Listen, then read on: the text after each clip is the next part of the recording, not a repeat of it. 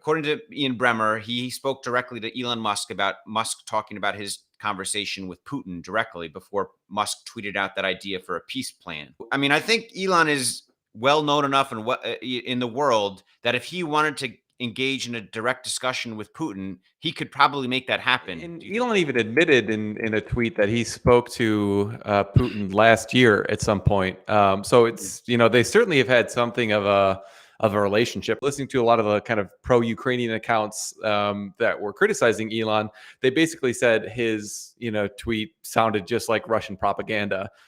I think it's a really good thing that Elon is trying to use his influence to try to encourage some kind of peace. It's incredibly relevant both to the things that Elon is doing and, frankly, to the entire investing world. That's the bottom line: is how do you minimize the loss of human life? Because I don't see how we de-escalate from here. If there's actually some truth that Elon would be open, or that Putin spoke to Elon, and that this proposal that Elon came up with would be a way to kind of back down, and Putin could have some sort of victory to claim on the home front.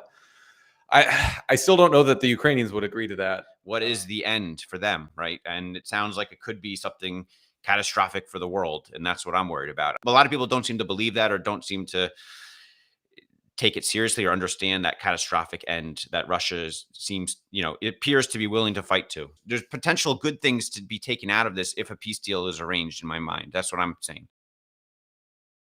The business of Tesla is booming, as we all know. It's frustrating to see the stock half of what it was at its high. It's evolving to become more of a value play as their fundamentals continue to improve. But so the main event is the earnings per share model for Q3. I haven't seen this before. Just kind of our high level earnings per share estimate. We've been using this model for several years now, and it's proven to be pretty accurate. The big one is an increase of a little bit, about $1,500 on the Model 3 and the Model Y. So FSD take rate, I'm assuming that's 7%, but I'm also assuming that there's going to be 9,000 upgrades this quarter. That could well be too high. Essentially, we looked at all the different plants and the deliveries by quarter, and then we broke out the cost of goods sold and the average sale price. Not investment advice. I wouldn't trade on this, but I think there's strong reason to believe that there could be a pretty big beat. Like Wall Street is just consistently low and by a lot.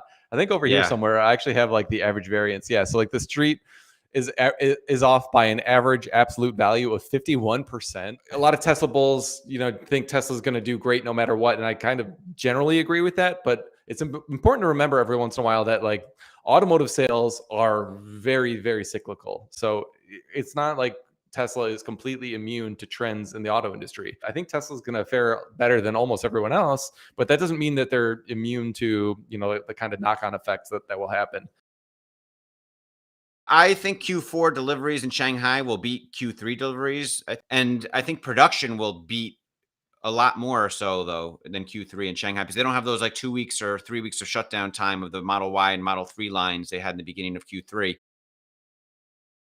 The way I think about it, that at this point, that's getting me through like the tough down times with Tesla is, I've in my personal accounts, I've limited my margin, so I really have almost no margin, so I can hold on for dear life. As the business grows, there will be a point where the revenues and profits, it makes sense for them to distribute that back to shareholders in the form of dividends, let's say, or share buyback. As a long-term Tesla holder, I believe in the business, and at some point, the distributions back to shareholders will more than outweigh the cost of the shares at that time, and the share price will eventually come back up again, just like it did for Apple. The fundamentals of the company are incredibly strong, and they will ultimately win out.